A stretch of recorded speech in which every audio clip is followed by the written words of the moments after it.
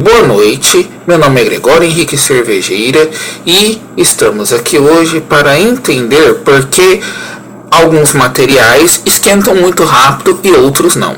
Então, para a gente poder entender isso, a gente precisa trabalhar com o estudo da calorimetria.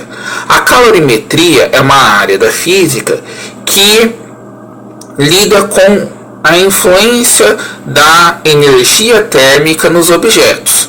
Para a gente entender o que é energia térmica, primeiro a gente precisa entender como um objeto, qual que é a estrutura de um objeto.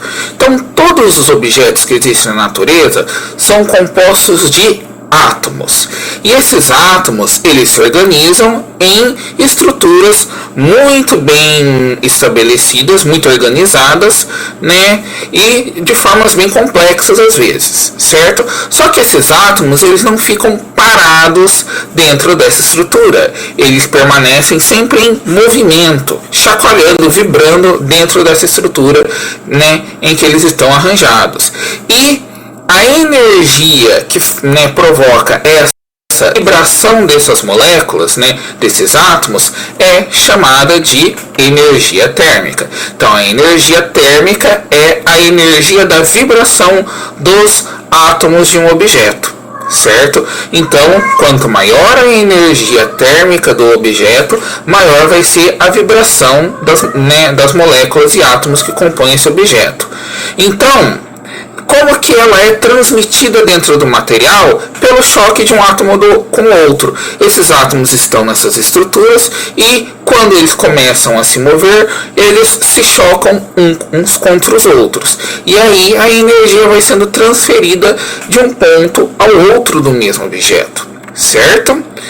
Então, a gente precisa falar sobre o conceito de calor.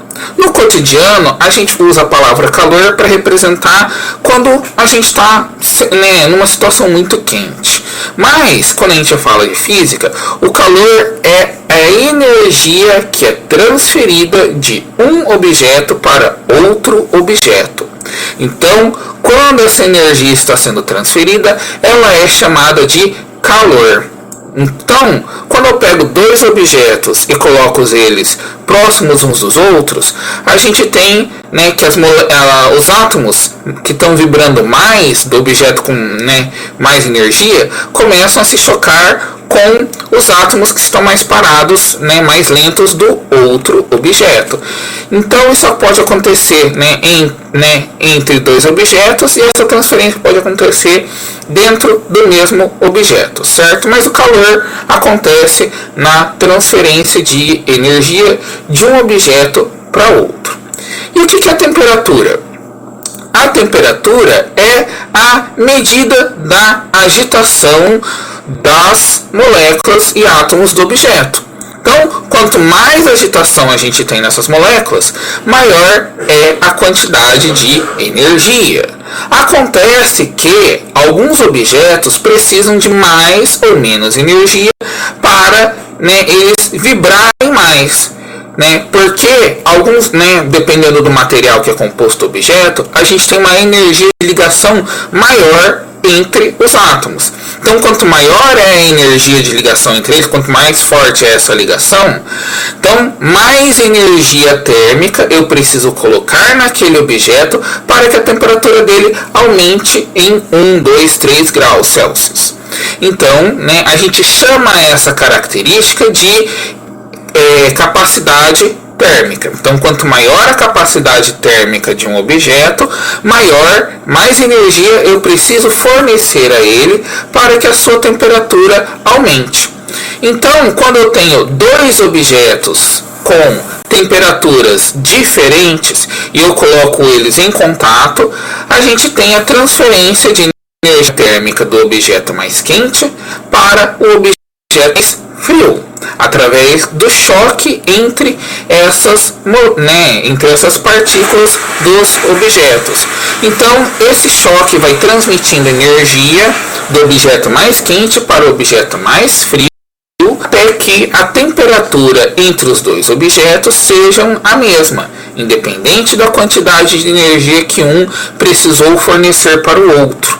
Então, essa é uma das características mais fundamentais da calorimetria, que a energia térmica precisa sempre ser transferida do objeto que tem maior temperatura para o objeto que tem menor temperatura, certo?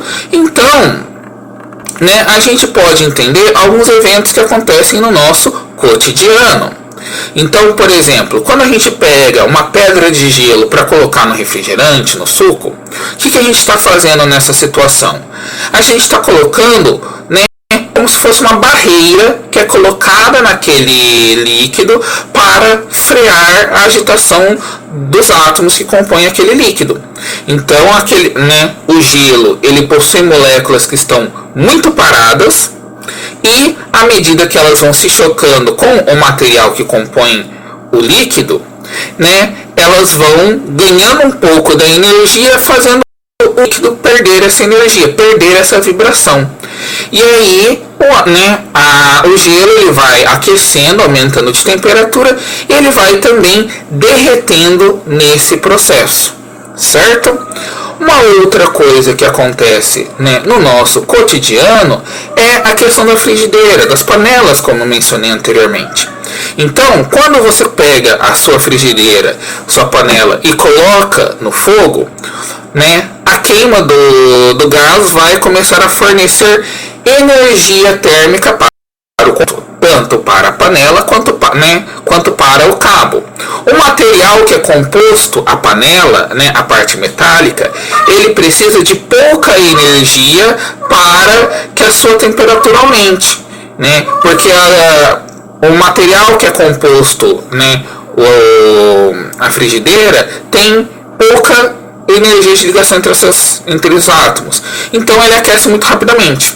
Já o material que é feito cabo, ele possui um material que possui uma energia de ligação bem maior entre as moléculas. Então você precisa fornecer muito mais energia para o cabo para que a temperatura dele aumente também, certo? Então, enquanto você está fornecendo a energia pela queima do gás, os dois estão recebendo a mesma quantidade de energia ao mesmo tempo. Só que, como a frigideira tem essa característica de ter essa capacidade térmica menor, ela vai precisar de pouca energia para aumentar a sua temperatura.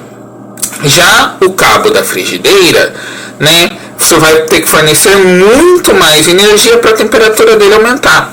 Então, se você deixa a sua panela muito tempo no fogo, é bem comum de acontecer da panela esquentar muito rápido e o cabo não, mas depois que você deixa um tempo dela parada, esfriando ao ar livre, você vê que a sua panela vai esfriar bem mais rápido do que o cabo. O cabo vai ainda estar um pouco morno, mas a frigideira ainda já vai estar bastante gelada.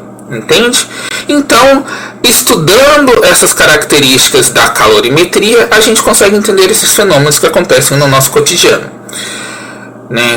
Tudo de bom para vocês. Nos vemos em uma outra ocasião. Tchau, tchau!